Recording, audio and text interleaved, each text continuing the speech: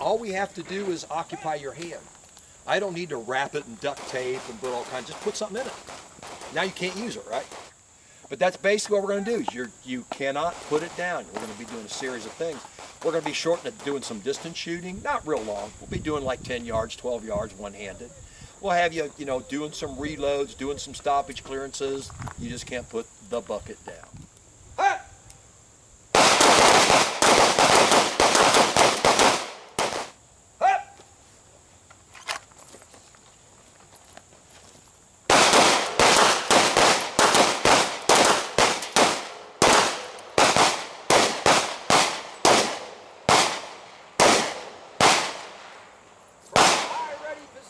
From the high ready position, 5 rounds ready.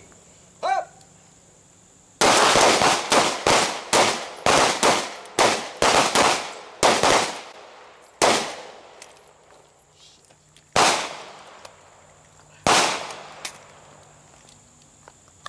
Hell yeah!